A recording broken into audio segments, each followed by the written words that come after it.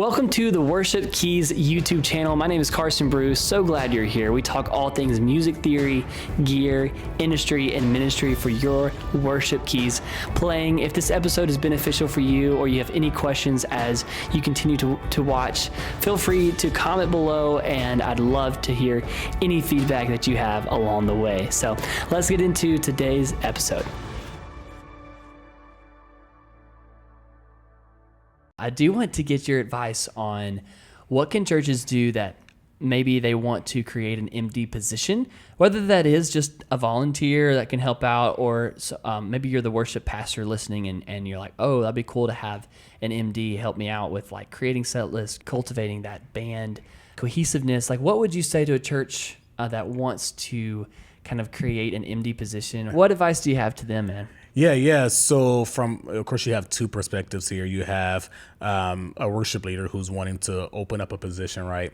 Or a pastor who's wanting to open up a position. Details and expectation matter for sure. Every position does not look the same from an MD standpoint. I've been in churches where the worship pastor is calling the shots within the service, and they're giving out numbers, or they'll be the ones also like running playback, or like kind of creating set lists and stuff like that. And they just want you to be there just to make sure that you're communicating. So you're not really a part of the preparation. You're just playing the songs and communicating in real time. It's all about expectations as far as what that position looks like. For sure, for pastors, is making sure that word that you want to use as far as sonship is very instilled on, and you are very clear on what that looks like and what that means. Because like I said, you will get a handful of musicians who are just there, who can just play. Right. And then by the end of the year, you're like, oh man, I didn't think I was gonna get someone who play in clubs on Saturday too.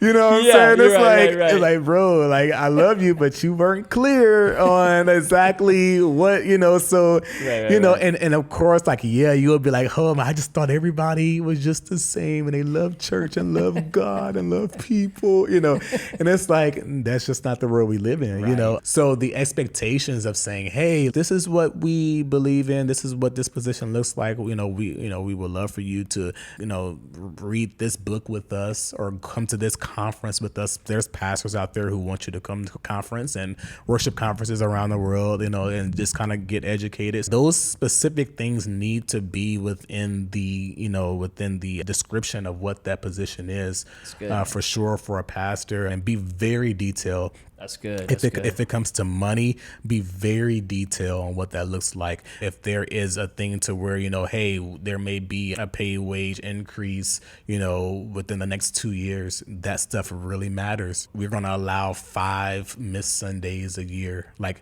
really make it a job description as if you're like writing a job description for a corporation, and really be detailed. Because like I said, a lot of musicians, they want to do it for a living, and just because they're playing for your church or at the church does not mean that that's the only thing that they do.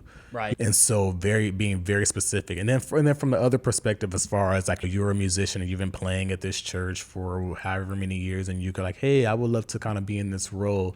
A lot of times I'll say, evaluate yourself. And the reason why I say that is because being able to say, hey, I want to be the music director here is not just saying I can play, but also saying I've been here long enough to kind of know how things flow and how things are supposed to go, kind of selling yourself that way. And I hate to say it, like it's not like a manipulative thing, but it's like saying like, hey, I've been here for a while. I see how things go. I see the structure of things. I hear, the heart. I know the sound of the church. Like those type of things is what will make me say, hey, you're the perfect person for the job. Not just saying that you can play, but saying, hey, I understand the vision. I understand the sound of this particular church. I understand that I want to be a part of this, and I want to kind of just, I see myself doing this and being a part. And saying, so, what does it look like for me to be a music director here? Just because I want to be a part and not just play, but I also want to serve the vision. And so making sure those things are verbally said, that will always highlight, for me, and say, oh man, like he doesn't just want to play, or she doesn't just want to play, but she also wants to serve the vision and also like cultivate the specific sound for the ministry. And that means a lot for me, because now I know that you're all in and you'll go above and beyond, Absolutely. to make this thing, work. So that's great, dude. Yeah. And that word there, servant, is such an important thing. Yeah. I know, like in episode 6, Roger Ryan says, being a producer, I think number one is being a servant to the artist. And yes, as a keys player and MD, you're being a servant to your worship pastor, your church, and ultimately God. It's serving that purpose. If you keep that in the forefront of your head, man, a lot of the other things that frustrates us, within the church world, I think some of that stuff will kind of like diminish a little bit, and the frustrations and, we didn't do the song that we rehearsed, I'm not coming back. We're here to wash feet, man. We're here to serve. It's not about us. When you go home and think about what frustrated you, have that little sticky note on your mirror, but right. I serve at Hope Community or whatever. I don't know that church. Shout out to Hope Community. Whoever church that is, this is not about you. But I serve at whatever church, and have that in the back of your head. Create a bumper sticker. Just say, I serve here, because it really changes the mindset. And getting up at 6 o'clock in the morning, it just puts a different thing on it. Yes, sir. Absolutely, dude. Yeah. And I just want to kind of ask some personal questions about your setup now. And also a big thing about being an MD, music director on stage, is having the talk back. Drew, there's a lot of times now, you're a vocalist, you sing, man. Sometimes you have a microphone and you're singing. And sometimes you have a little mic there that is just for what they call a talk back. And most people listening do know what we're talking about with the talk back. But those of you who do not, you basically use in-ears on stage instead of wedges, and you can talk to other musicians on stage, and that's how you can also help create those moments. Is like, you're going to take the leadership. Oh, I see what the worship leader's doing. I'm going to communicate that to the whole band, so we know we're going to that 4, 5, 6, or flat 7 or whatever, and we can hit those right together through a talk back. But, and again, we don't have time to fully go into just talkback world. It's really just kind of the MD overall world today. But there's so much we could cover and so many things. I'm sure that I'm like, thinking, wow, we could have covered even more. But there's just so many topics we could cover with MD world. Talk about your setup. Give us a rundown on what keyboard or keyboards do you use? Are you mainly hardware? Are you software? Give us all the nitty gritty tech stuff, man. My setup has changed, and a little wisdom for some people. Like your setup is subject to change depending on who you're playing for or who you're playing with. Right now, it's different right now. So for me, I'm using a Studio Logic 88 because I love how it feels. So no, there's no external sounds there. Aftertouch really nice. Dude, but it feels great. When a lot of the developers, they're always like, as far as like hammer weights and semi weighted, sometimes like even with the Nord, like I love the Nord Stage 3, but then also sometimes it just doesn't, like, if you're a real pianist, like you just kind of want a different feel as far as like, so right now I am using Studio Logic 88 as a MIDI, and that MIDI is going to my Nord. So MIDI out to MIDI into my Nord, a lot of the white grand piano sounds and all of that. So pretty much I have the feel that I want from the Studio Logic 88. And then the Nord is just communicating, and I got a lot of my patches and sounds through there. So for my main keys things, I'll do a lot of that. I have a Poly D synth as well that I love. I'm not really techie. I'll say I love a simplified rig because I'm also doing playback. I'm also doing BGVs. And even during like our We Are Messenger set, I'm also doing some lead vocal stuff. So like my mind is kind of like everywhere. So when I'm wearing a lot of hats, my keys rig is more simplified. And I don't want a lot of pedals and stuff, while I'm also like leading songs and stuff like that. So right now I have a Poly D synth. And I'm using a few like key-based things on, which I love. Like it has a great chorus effect and distortions on there as well, and not so many knobs as like sometimes like it gets overwhelming. Like as far as like what does this do? What does that do? You're just like sitting there like all day, kind of figuring out your perfect sound or whatever. But with the Poly D synth, everything's like pretty much for me because I'm very organized in my mind. Everything's like sectioned out from the isolators to distortion to the reverb and all that stuff. And then it's also just user friendly as far as like traveling with it as well. Right. And then also I have a Juno DI that I use as well because I love the 80s sounds and I love that how it's already externally like kind of what I want. And I also have my synths also going to my Blue Sky pedal, and I also have a Phaser 95. Yeah, Phaser 95 pedal. And I also, new thing that I want to give a plug for, so Aerospace, it is a pedal that has pretty much pads. So you have a drone effects, you have a lot of textural pads that pretty much, and you just change the key, so when you're in a worship moment, you have a pad or you have a pedal that actually just, has a sustained pad effect. You can change the key. So Aerospace, that's my new thing that I'm using now. Yeah, Aerospace. I look these guys up on Instagram and literally next level. I love external keyboard sounds. Like if I have it there, I'm going to use it. So Aerospace, and the only thing that I also have that's software. So I'm also using some Contact sounds as well. So I have my laptop out, of course, using Contact, and I'm using some Roland Juno sounds as well. Massive X stuff that I'm using as far as synths and all that. That's so good. The new record, and also your setup will change based upon the record as well. So I'm using a lot of 80s sounds for the new We Are Messengers record that just came out, which is a plug there. Everybody go download it, check it out. But a lot of 80s rock, and since my setup did change a little bit, and e-pianos and stuff like that, that I'm using as well. Oh, and I also have a keytar. My keytar, the Alesis, man. Yeah, it goes about like 20, 30 feet. No, I'm about to say 20 feet wireless. That's fun. You have fun with electric stuff. Dude, I love it, man. And it's so that's speaking to my DAW. So I'm using some Massive X and Contact stuff with my keytar. That keytar is fun. I've used that keytar, that same one. Yeah. At some gigs, and it's awesome because, especially if you're software, because it's connected to your computer. So there are some more expensive like Roland ones and other ones that you could pay over $1,000 for. But they're not wireless. Right. Yeah. So that's the joy about this, because if you look at any of our We Are Messengers videos, like I'm like running in the audience and jumping off of stuff and all that. So much fun. And so and then all alone is speaking to Massive X or Contact or whatever I've got going on. So the pitch bend right there. Yeah, pitch bends right there. That's you can change cool. octaves. You can also of course, your controller, you can assign things as well. Like, so I have like a few like hits and stuff like assigned to my keytar, like drum stuff. Like, dude, we need to have you for another episode just to talk about like the keytar, bro. Dude, the keytar, it's so fun, but it's really the look. It's our show outro, and it's a big party that we do. And so right now, maybe awkward on a church stage. Yeah. On a Sunday morning. Yeah, man, it's So keytar for New Year's Eve services only, but just or maybe like Christmas, where but probably not for worship. But then again, church is so innovative these days.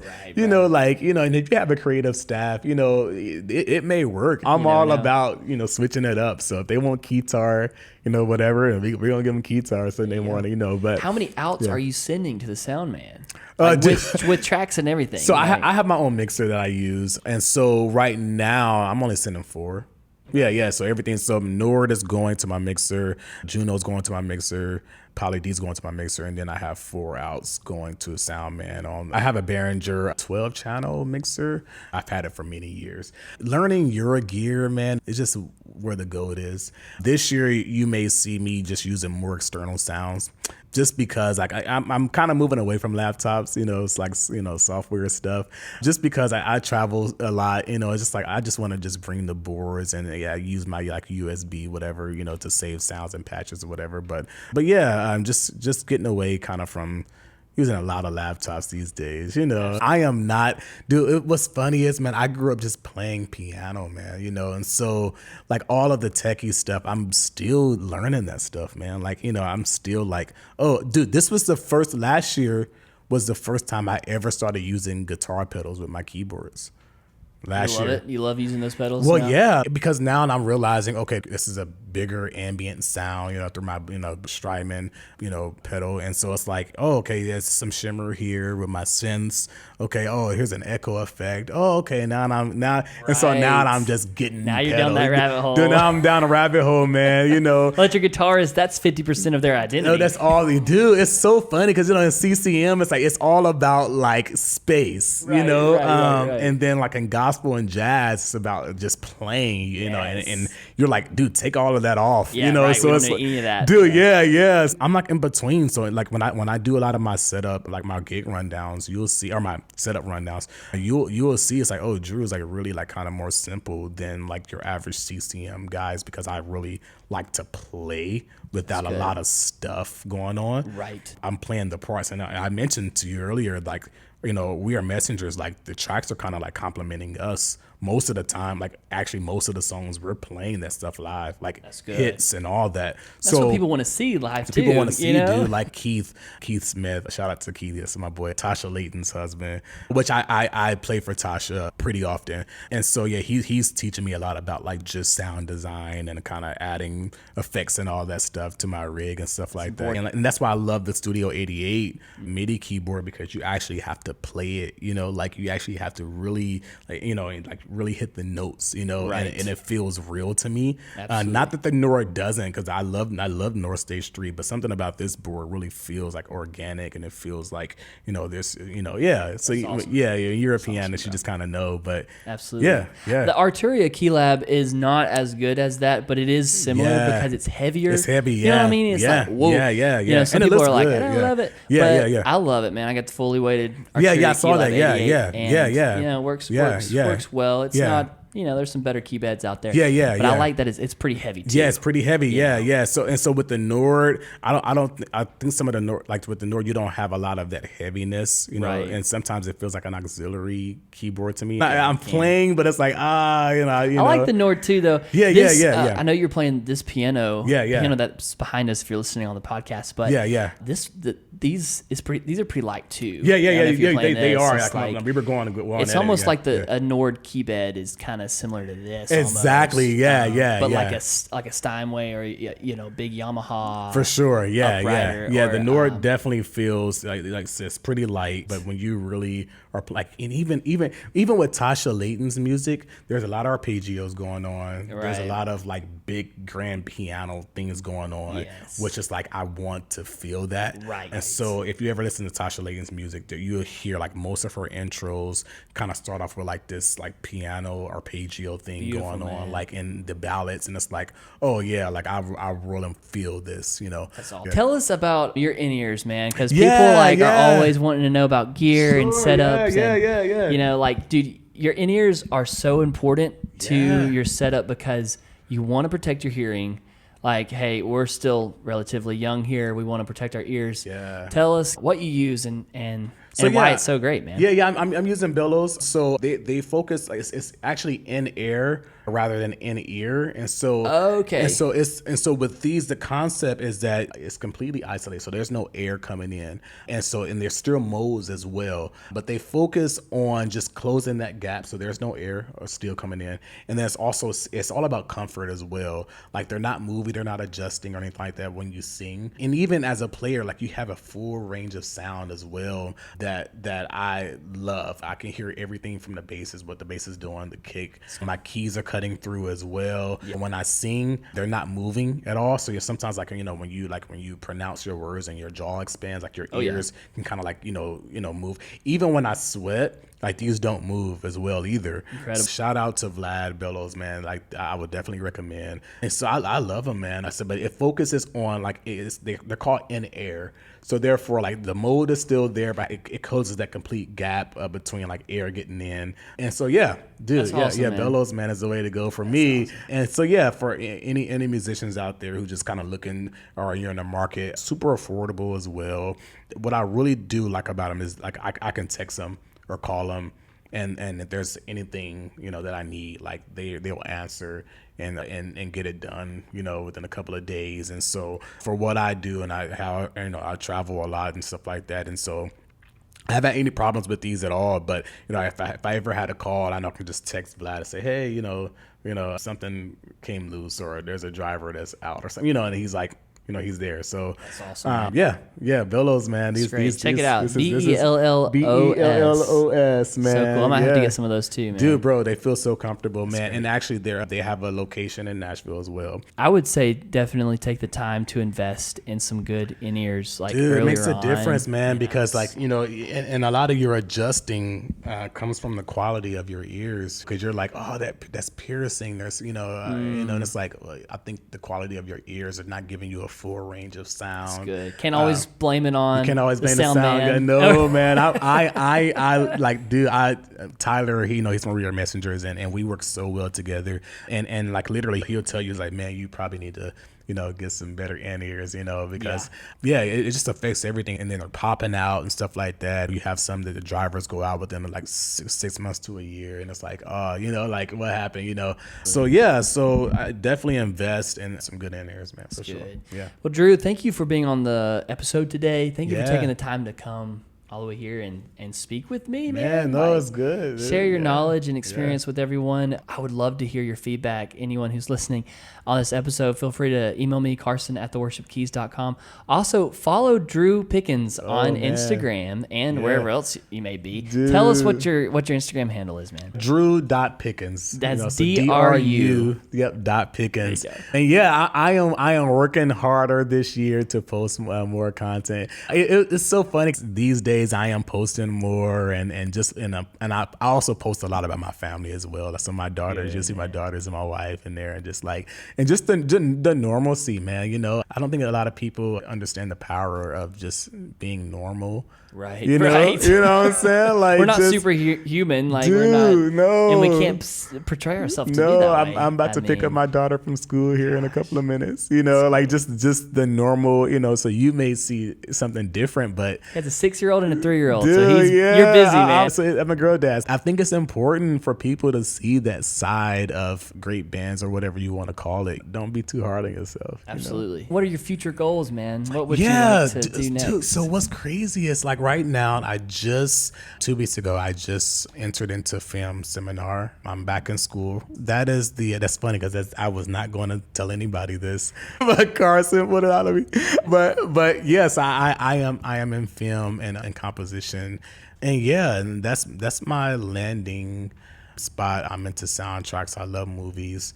I love big orchestration, and that goes back to my roots, So which is funny, because that's what I first encountered, as a young musician. So in Broadway, on Broadway pit, 15 years old. Man. That's pretty special. And so that's where this longing for film and composing comes from. So it's not random. You can ask my wife as well. I'm listening to Encanto more than my daughters are. I love it. Right. So yeah, that's what I'm doing now. I have assignments, that are due. I'm learning like vocabulary. If I could land the plane, from, touring, I would love to be at home and composing films, So good, Dru. We wish you all the best with that, dude, man. Blessings on man, that. Let's go, man. Can't wait to see where you're going to go with this. Yeah. It's one of those things, if you already have the ear for it, now you just need the knowledge. I'm 31, but I am very much a family man, and I want to travel and be with my fam and be home and watch my girls grow up. And so stationary, it's so important, man. I only have 2 cats right now. I'm married. I've been married 3 years. Like, even though I love being on the road, but I love being home. That's great, and my daughter had a concert last week at her school, and I love being there watching that. We were at Universal, Rock the Universe, me and my wife and my daughters, we played there. I love Jordan St. Cyr. That's my brother. I've MD for him like probably 2 or 3 years, and we still hang out, still talk. My daughters still go over to his house. Daughters go over to his house and they hang out and all that. We were at Rock the Universe maybe about 2 years ago. I had a moment where I just like paused and like I was about like literally almost in tears, and I had told her, I was like, if everything was to stop today, I would be good. Like, this is because I had my daughters there. We're at Rock the Universe, and then we went to Disney World the next day, or the day before, and just seeing like the smile on my girl's face, like, and it was like, dude, this is it. Like, even though we're about to go play tomorrow, like, that was to be it. I'm good. Dude, You I know, love that. so yeah. So on my Instagram, you'll see me like wiping noses and like eating animal crackers and stuff. But that's the most important thing. Yeah. More than the keys, more than the other stuff, man. Yeah. Family, bro. Yeah. That's Man, so God great. is good, bro. So great. And I think it's great too because you've learned so much as a kid and as a teenager, and then now for many people it would look like as if you have really arrived, right? Because I mean, you're playing with a known band. You know, We Are Messengers. You've played for churches. A lot of times you've been on staff at churches. You understand that world and ministry too, ministry and industry. And it seems like things are going well, which I know they are, but you're like, hey, God has this next thing for me. Yeah. And let that be an encouragement for you if you're a 15, 16, 17-year-old listening to this podcast, or maybe you're older too. You know, your journey's never done. Yeah. And you're always learning, you're always growing. You can do music as a career. Like if God has put that in your heart, it might be hard. You might be working in the hotel business for a while. You might be working weekend gigs. You might be working at a restaurant. You might be waiting tables. You might be whatever in the waiting and in the in-between times, and you're doing it with excellence. But God's preparing you for something bigger even in that, because like Drew, you mentioned like just managing people at the hotel, like you knew how people work together, full and circle, nothing is on accident. And I just want to leave that with so good. All the listeners, like nothing is on accident. And even if God has designed you for working the job that you are currently working at right now, and that's your dream job, like praise God. But you never know what God may have for you in the future years. Dude, I was making like really good money. And I hate to say that. You know, Tell it, man. Say it, bro. But I was working in the hospitality industry, and then I was working in the healthcare industry. And dude, like we had purchased our first home in Kansas City. Like me and my wife, like we were. Congrats, that's a huge thing, dude. I mean, yeah. Especially nowadays, but dude, like right, you know, we had purchased our first home. Notice I said had, right? We had purchased our first home. We were fine. Good. Like we had our church family. Like we were like, dude, this is what it is. Like, and I love this. Like I'm a dad, you know, I'm a husband. I'm able to provide, you know, everything was going great. And every time, like I remember this burning sensation. I will clock in to my job. Easy job on the planet, dude. Easy check. Like this is like, I had this so down, you know, and like the Lord would like that conviction feel, that burning feeling or whatever that you want to call it. Every time I sat down at work, I will feel that. I was like, what is this? I'm living right. You know, it's like I'm in my word. I'm, you know, all the things I'm serving, everything's good. Dude, and I would sit down at work and I would have that feeling like, and I remember there was this older lady who has nothing to do with anything. She has a little farm out in Kansas. She has a few horses, and her name is Jana Barclay. I'll never forget her. We worked together for about 3 years, something like that. She was not the most spiritual person on the planet, you know, like, you know, she has a church background, but, you know, it's not like, you know, and she would just say, Drew, like, I don't think you're supposed to be here. Like, she would tell me that, like, almost every week. And I'm like, what do you mean? Like, I'm not supposed to be here. Like, and this is someone who's like not churched. You know, you wouldn't talk to this lady like about prophetic and you wouldn't. It would just go over her head. You know. Right. But every week she's like, Drew, like I don't know, but I don't think you're supposed to be here. We have these conversations, and we're good work buddies. And she's an older lady. She's like, I want to say she's like 60 now. And so she just kept telling me that, and I'm like, oh. Like I feel something, but is it that? And me and my wife, man, we prayed for many, many months. And we talked to our pastors, the importance of sonship, right? Yeah. We talked to our pastors. Yeah. I was traveling with Jordan St. Cyr, and I was coming back to work the next Monday, you know, like, and I was on the road, and I love that. I was like, I got a gig Thursday night. All right. Coming back Sunday for worship. Like, it was fine, you know? And then work started to pick up, and I started getting a lot of calls. I started doing some writing and all of that. And then I was in Nashville almost every week, Carson, like literally almost every week. And I didn't want to move here though.